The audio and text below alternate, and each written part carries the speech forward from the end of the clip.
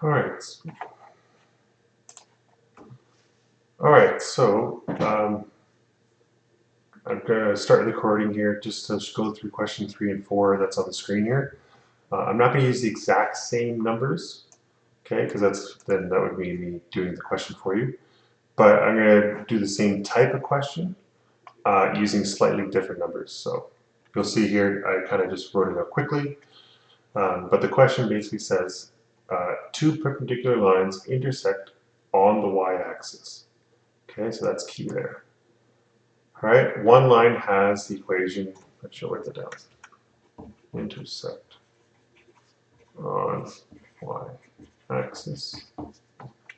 Okay, one line has the equation of y minus 3 equals 2x plus 4 in the example here from the question. And then the question just is going to ask you what's the equation of the other line.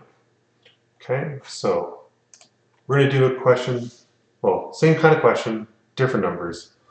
Okay, but you can follow along like a blueprint. Okay, so we're trying to find the other equation that's perpendicular, and in this example, I'm going to use y minus 4 equals 3, and then in a bracket x plus 2. Okay, so not really that creative of a difference, but it is different. Okay, the key value, or the key bit of information there that isn't so obvious is that it does intersect on the y-axis. Okay, and so if that was the case in, well, Desmos, okay, if that was the case in Desmos and we had one line running this way, we know that the other line had to be perpendicular, okay, but it kind of intersects the first line on, welcome back, Mackenzie, on the y-axis. Okay, so that's what that bit of information is saying, is that if it intersects on the y-axis, right, that's the common point there. So whatever the y-intercept of this given equation is, that's also the y-intercept of the new equation. Okay, in this form, we're not in that form, we're in a slope point form. Okay, and that doesn't help us because the point is not on the y-axis. Okay, but we can transform this slope point form into slope intercept form. Okay, so same steps like they were in the lesson. We're going to multiply the 3 into the brackets. Oops.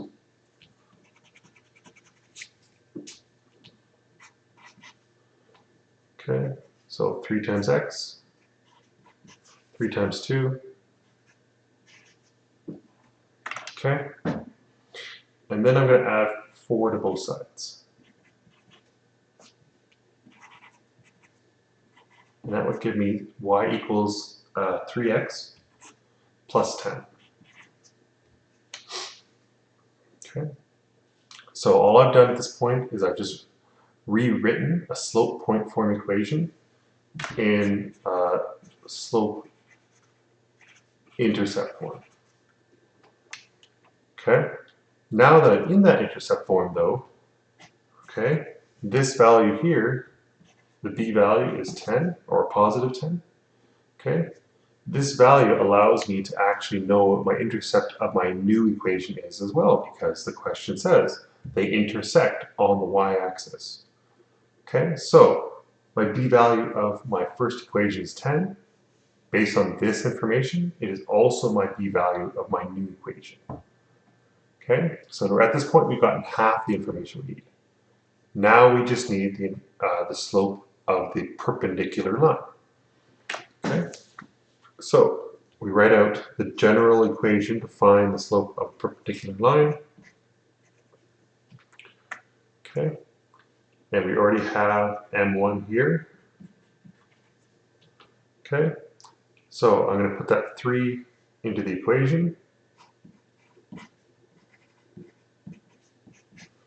Okay, and then in this case, because it's 3 times m2, I'm going to divide both sides by 3. And therefore m2 is just 1/3. Oops, m2 is just 1/3. Okay.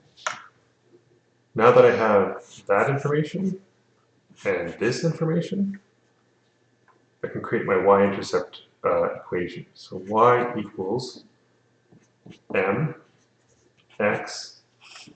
plus b. And that gives me my final answer, I think. I think it's asking. Yeah, it doesn't actually ask you to go back into slope point form. So, yeah.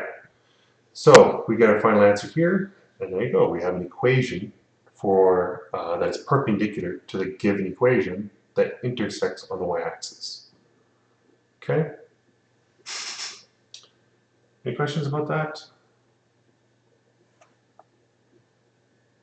Okay, so you can follow this like a blueprint because it's the same question, just different. All I did was I changed the 4, 3, and the 2. Different locations in the question, but that's it. The blueprint and everything's the same. Okay?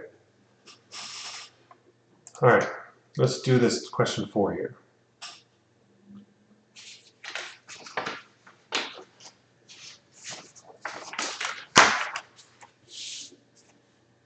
All right, so question 4 says we have two perpendicular lines that intersect at a k value. Okay? So they intersect at k. Let's just flip it for a second. Hopefully this doesn't mess it up too much. One equation, one has the equation of y equals, okay. All I would, you know what, let's do it like this.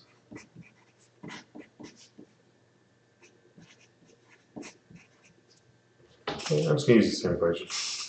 What is the equation of the other line?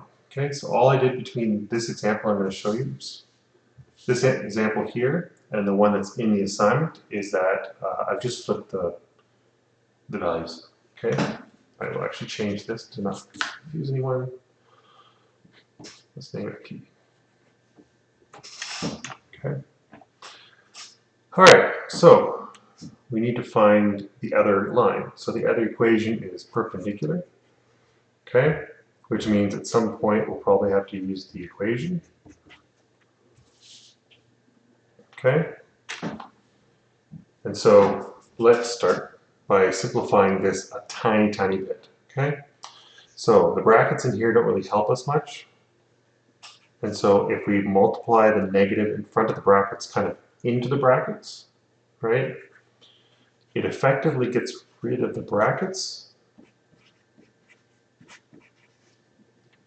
Okay, not much of a transformation, but there are no brackets anymore. Okay, so now that we have that, oops, we have our first slope. Okay, all right, let's use this equation to figure out what the slope of the perpendicular line is. Okay, so I'm going to sub in negative 5/3 in for m1. m2 is what I'm looking for, and they both have to multiply together to give you -1. Okay, I'm going to multiply, oh, this is so close. So just going to move this over a little bit so I have the room. Okay, I'm going to multiply both sides by 3. Oops. Okay. -3. Okay, and then divide both sides by 5. Oh, sorry, -5.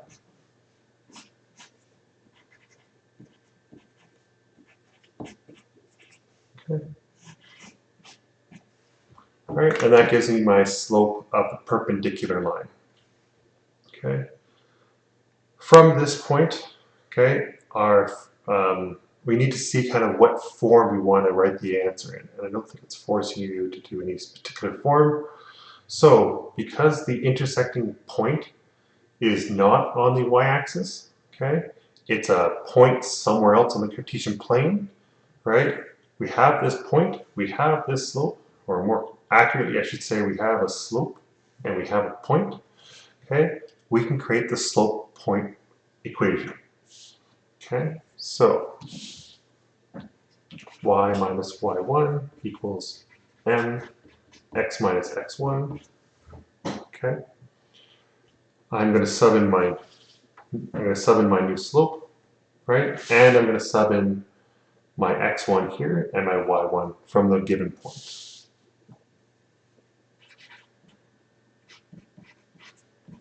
So y minus -2, m is now 3 over 5, x minus -5. Okay? Right?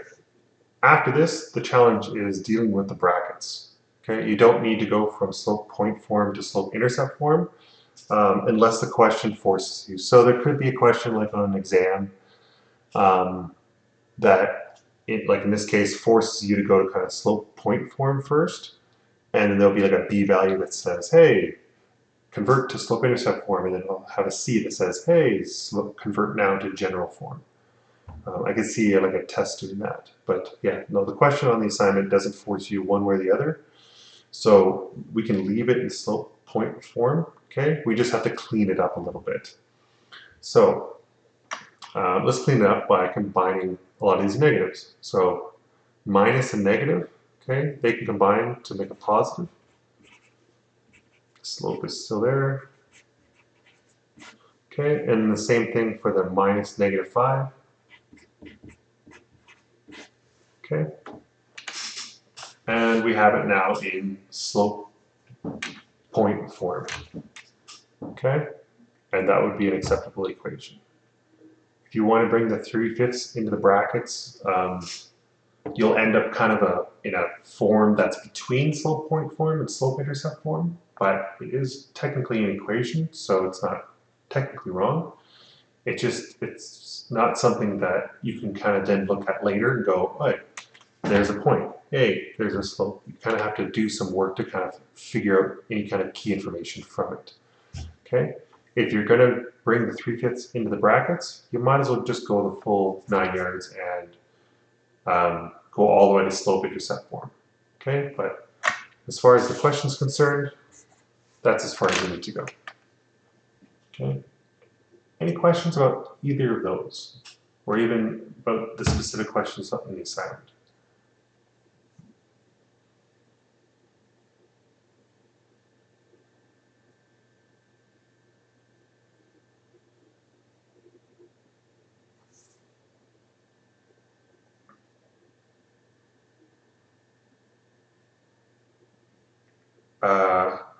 Like you recognized that it was wrong before I marked it? Oh.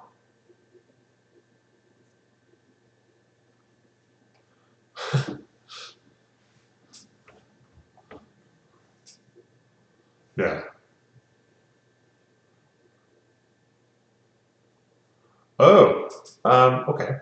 For that kind of setup situation, it might be good to say, give me an email like through my Gmail and just say module 6 lesson 2, whatever question, say question 4, here is what I would actually write, or here's my actual work, or something like that.